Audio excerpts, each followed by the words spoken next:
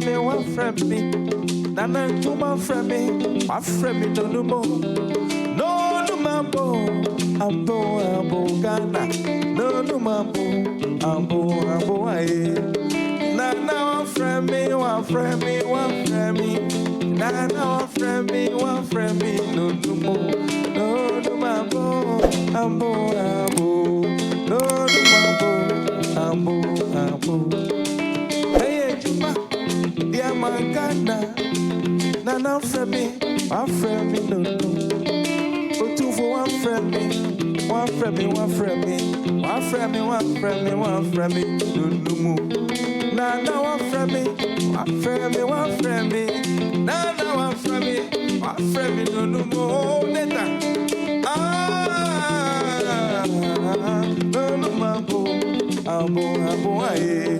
Nana one friend me. Nana one friend me. No more. No mambo. No mambo.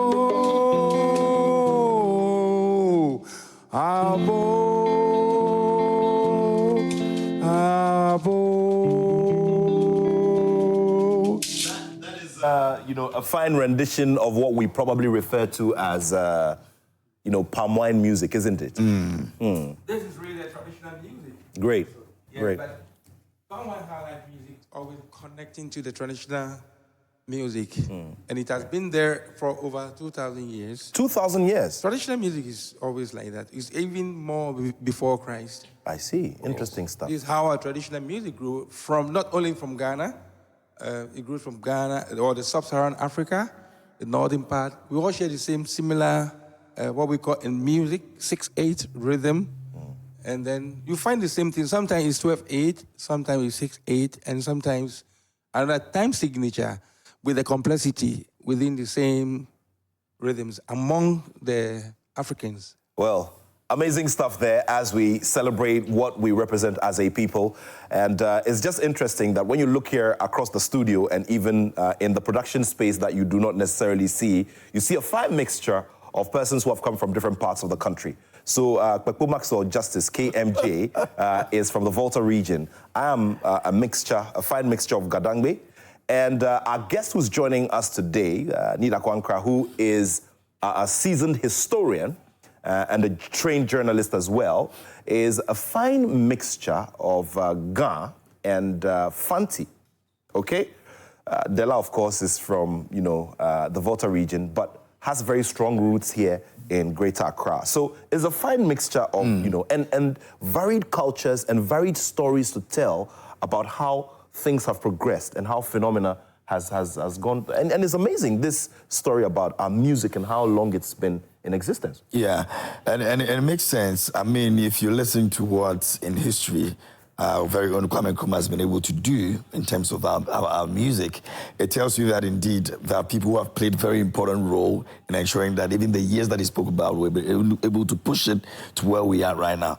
As this moment, if we've been able to really impact a lot when it comes to our own music, that's another conversation. But then again, it feels good to be in this space and to be listening to music like what they are providing for us. And like you said, it's a mixture of different people from different backgrounds. We all put it together. So, KMJ, before we start the conversation with Nia, I'm going to give you a very big task. The last time we met in the evening near the campus at University College of Education in Winneba. This is a nice place with a terrace, lots of lovely people. So on your next birthday, we have to organize, take Hiwale Sounds there.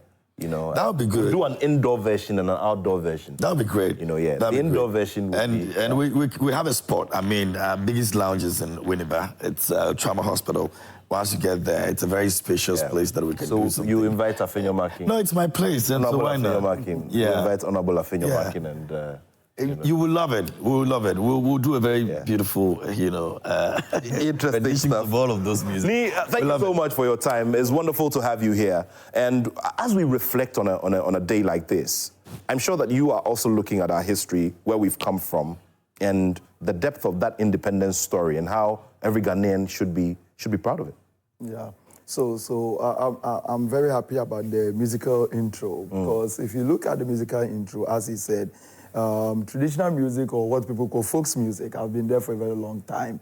But the first time it was recorded for airplay was in 1923, okay, by a group of people in London, where the first album they called Times Are Hard. So you have people from Elmina, Dihie, and others. I have that old recordings before the coming of around 1927 of what we call the Ashanti Trio, where they did the first rendition of Yampansa. So Yampansa, original genre by those group, is still there, which is kept, and people who intend to learn how to play the guitar very well often go for the Yampansa tune. Apart from that, we had the Ahanta Trio and the Enzima Trio, where you have the Dadson, whose sister is Anakujo, who will play a very prominent role as one of the females contributing towards Nkrumah's politics of the time. So music became a very core vehicle for CPP's political activities. So people like Onyina and others were grafted into the core CPP campaign system. So we cannot even talk about a run towards nationalism without the role of music, which was used to entertain the masses that follow the leadership. Wow. Awesome. Now, currently we believe that the Jubilee House is where we're having the independence celebration. You remember that a couple of weeks back, the president announced that we're going to move it from the Black Star Square to the Jubilee House, which is happening right now. We understand the president has arrived. And so we take a quick look at the arrival of His Excellency John Dramani Mahama, the President of the Republic. And you can see the Jubilee House in your shot.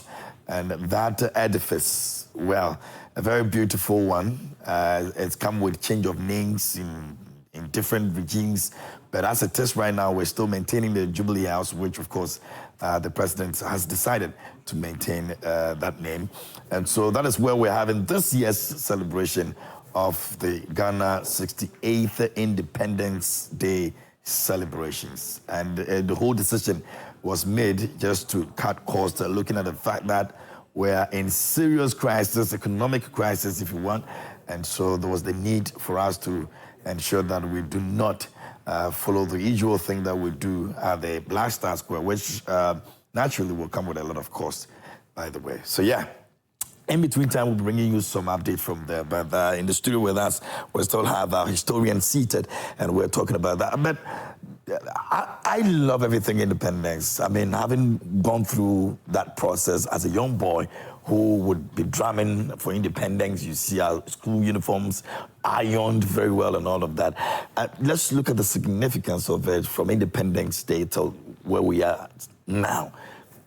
So if you look at the significance, the Independence Celebration Day itself started from what used to be called the Empire Day celebration. Really? So the British have their day where they also created their empire, which goes back to the Norman conquest and how they also gained their freedom, having their Union Jack and so on. So when they incorporated the British Commonwealth of States or the empires, they also have their Empire Day celebration, which was then also incorporated into the colonial states that they were also handling. Okay. So before Independence Day celebration, there was Empire Day. And the celebration was also, it might not be elaborate as, you know, the Africans, we always bring our own culture, pageantry, and do it small, and then we end up doing it. Yeah, so back in the day, it started with the marching. Okay. So students, school, basic school, secondary school. So that march pass has been there. It has been there. It has been there. So in Greater Accra, where the governor is, the governor would then go on to the old polo grounds before it became, or at the castle, where he meets, or he sometimes come to the Accra Central and have the parades. So when the parades are going on, you have the student basic schools, you have the secondary schools, and some training colleges, in those days, some collegiate schools that are around. And again, you have the Boy Scouts. Those days, they were in vogue. So you have the Boy Scouts and the Girl Scouts. That's what Nkrumah also, loved, right? Yes, representing. Then you have the soldiers and the police. And then the governor will stand in because the governor then was the ruler. And he will take the salutations and the students will, and then the other people who were supposed to march with them pass by.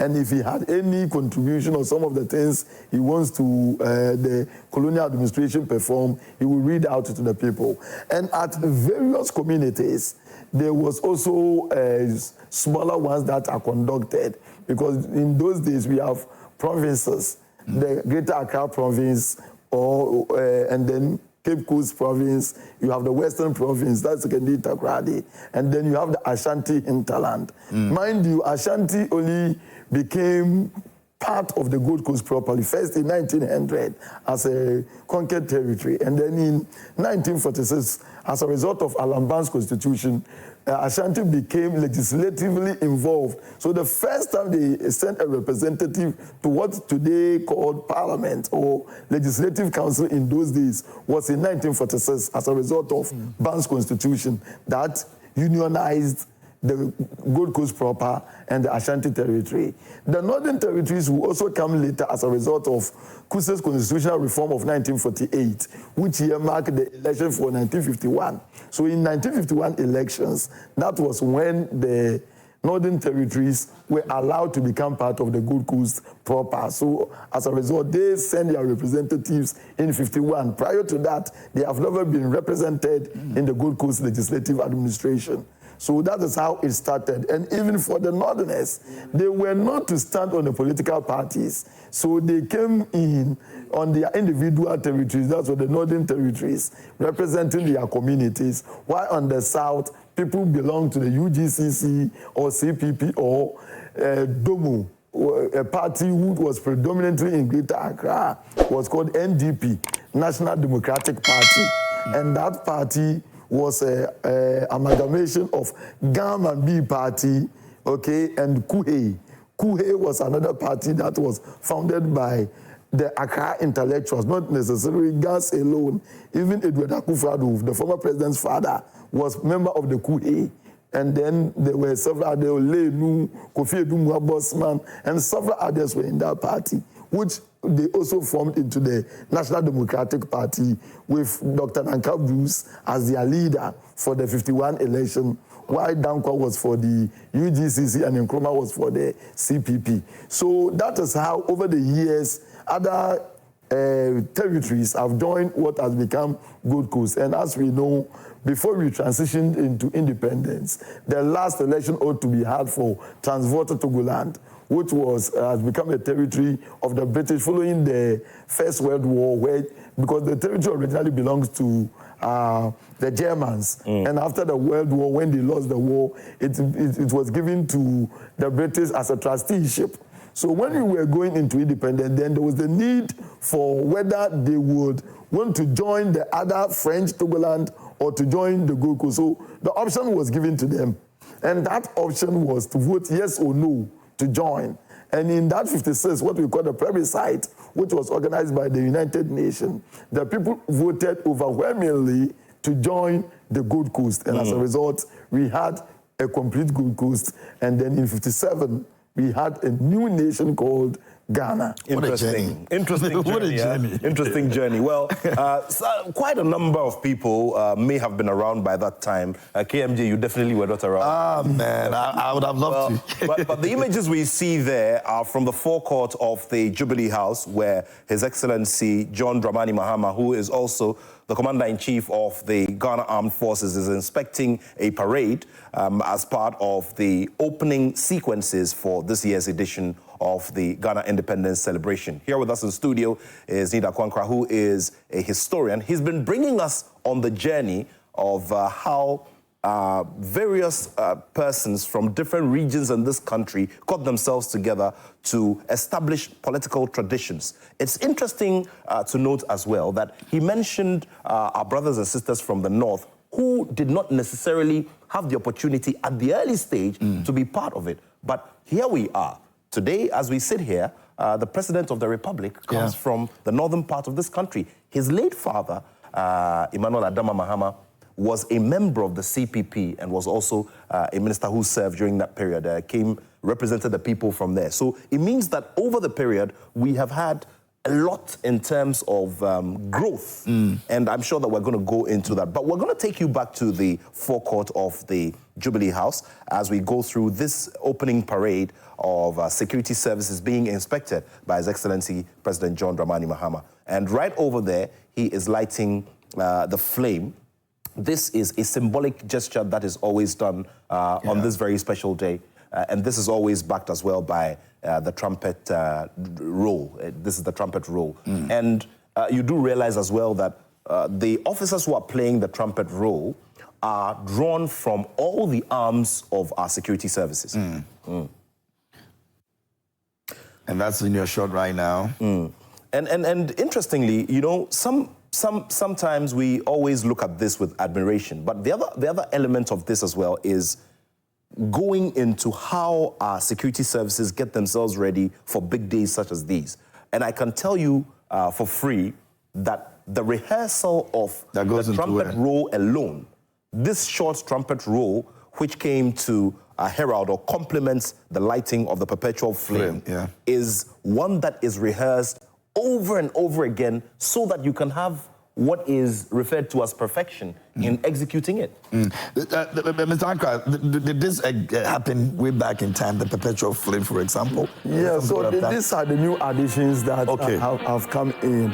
And for me, the importance of this ceremony is even, you know, people don't often look at the Jubilee House very well. In architectural form, it's a stool, Akan Chief stool. Have you seen it? Yes, it is. Yes. It's an Akan Chief stool. And Akan Chief stool embodies the spirit of the ancestors and the living. And so the power of the Akan Chief is in the stool. If you take the stool, it's part of the things that when you are installed, you have to account for all the time as part of the traditional administrative paraphernalia, and it is recorded.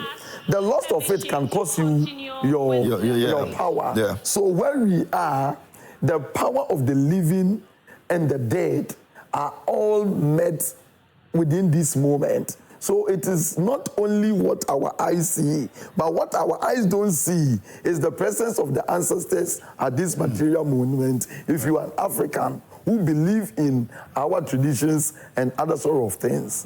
That's very interesting. I never caught my attention, actually. Very well. So KMJ, you know, a lot of our festivals, a lot of our, practices in different parts of the country, irrespective of where you come from, always refer to the ancestors.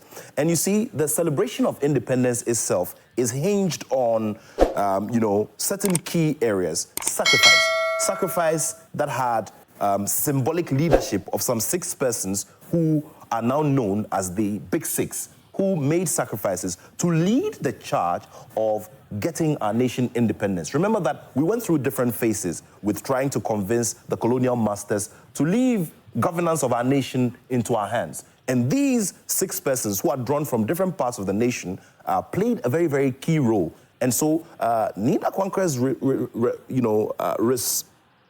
his reference, to the stool is one very interesting thing. Now, this is a very interesting shot we see there because you see 2 living former presidents sitting there. And of course, in terms of public appearance, this will be the very first time that His Excellency Nana Addo Dankwa Akufo-Addo, immediate past president of Ghana, is appearing at a public, like a major public event, So ex-President Kufuor there, may have been confined to a wheelchair, but always looking very cheerful. And always showing up at places, events like this that matter to the nation. And I think that's one thing that is very commendable of him. A former president in that state would have said that, I want to keep away from the public a bit, knowing the stigma we're attached to people with disability and all that. But for him, he's always showing up when it's very important. And one very interesting thing, and this has nothing to do with politics. I believe that this rotational policy, which Nana Addo Dankwa Akufo-Addo brought when, he was in power as president, to rotate this parade in different regions was a brilliant idea. However, it always came at a cost.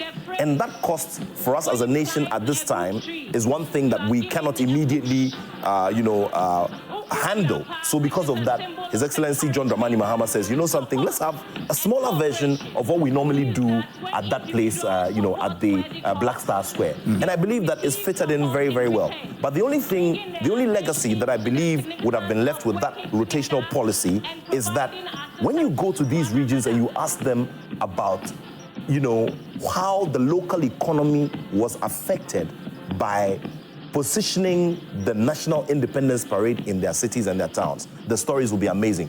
I was there when this parade went to Tamale, and it was amazing. KMJ, it was amazing. A couple of days before, you couldn't get any flights going because they were all booked. A couple of days before, you were trying to call rental car drivers and they were all booked. You were trying to get hotel rooms to cover that weekend and they were all booked.